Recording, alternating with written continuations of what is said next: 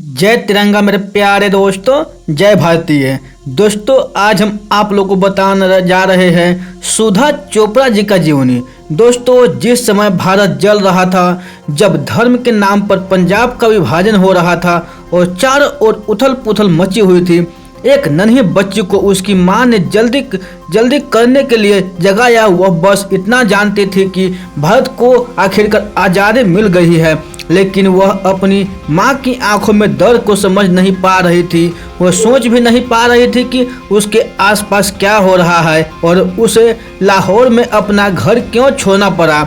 इस अंधेरे दौर के दौरान छोटी लड़की और उसके परिवार को उनके मुस्लिम पड़ोसियों ने बचाया, जिन्होंने उन्हें हवाई अड्डे पर छोड़ दिया। इस छोटी सी मदद ने न केवल चोपड़ा परिवार को बचाया, जो तब दिल्ली में स्थानांतरित हो गया और भारत पाकिस्तान के विभाजन के कई अन्य पीड़ितों की तरह खरोच से शुरू हुआ, बल्कि फिल्म उद्योग को एक नया सितारा भी दिया, सुधा चोपड़ा। दोस्तों, शिफ्ट के बाद सुधा ने अपनी पढ़ाई जारी रखी और साथ साथ कला, संगीत, नृत्य और रंगमंच में भी गहरी दिलचस्पी ली। दोस्तों, वह तब भी अपनी किशोरावस्था में थी जब उनकी शादी मेजर एम चोपड़ा से हुई थी। हालांकि मेजर एम चोपड़ा की ड्यूटी के कारण उन्हें बहुत कम साल बिताने को मिले। इसके अलावा उनकी पोस्टिंग में बार बार बदलाव के कारण वे कभी अपना घर नहीं बना सके।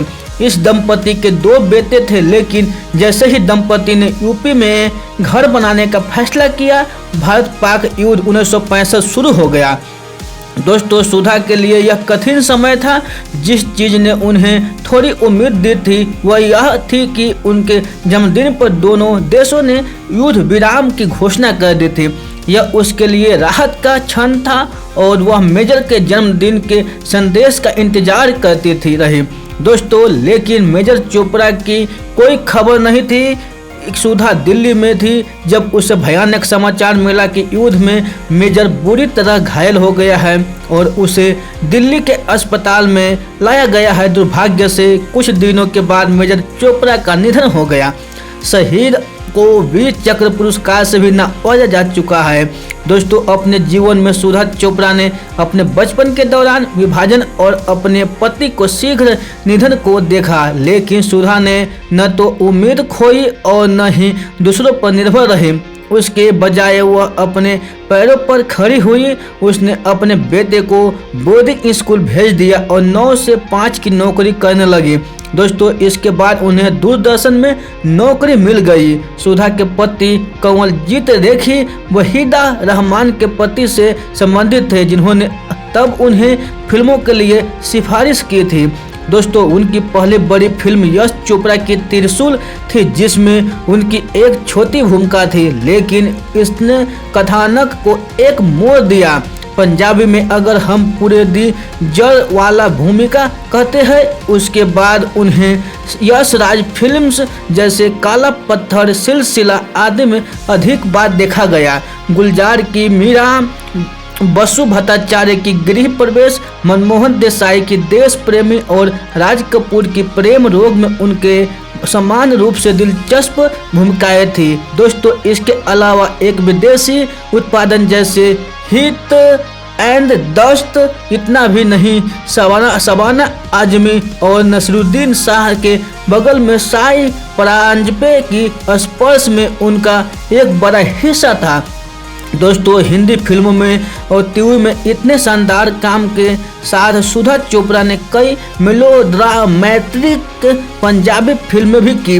दोस्तों, सैदान जोगन और बंटवारा में सौतेली माँ की नकारात्मक भूमिका से लेकर लाजो और मावा धंधिया चौहान में केंद्रित भूमिका तक सुधा ने हर तरह की पंजाबी फिल्में की। इसके अलावा उन्होंने शशि पुन्नू, रानो गिद्दा, मुतियारा, रूप शौकीनन दा सरदारा, करतारा माता, दा दरबार, वीरा आदि फिल्मों में भी अभिनय किया। दोस्तों दूरदर्शन प्रमुख के रूप में उन्होंने कई चैनल कार्यक्रमों में अभिनय, निर्माण और देखभाल की। उन्होंने बॉम्बे में एक एड एजेंसी में भी काम किया और महाभारत जैसे शोज हैंडल किए।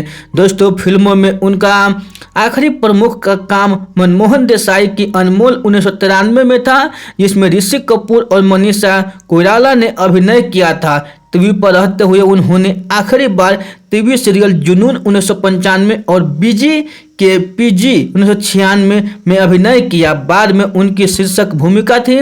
इसके बाद से वह एक्टिंग की दुनिया से दूर ही रही। दोस्तों वर्तमान में उनका एक बेटा यूएसए में रहता है, जबकि दूसरा मुंबई भारत में है।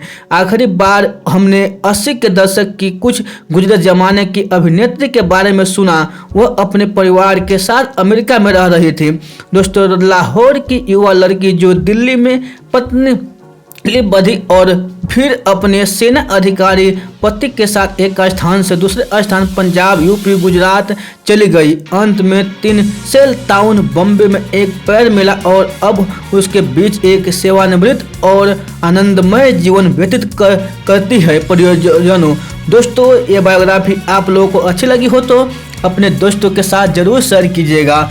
फिर मिलते हैं ऐसे ही अगले बायोग्राफी में। तब तक के लिए आप खुश रहिए, सुरक्षित रहिए और अपने सेहत को अच्छी तरह से ध्यान रखिए और अपने परिवार से मिलजुल कर रहिए। आप लोगों को बहुमूल्य समय देने के लिए हमारे दिल से आप लोगों को बहुत बहुत धन्यवाद।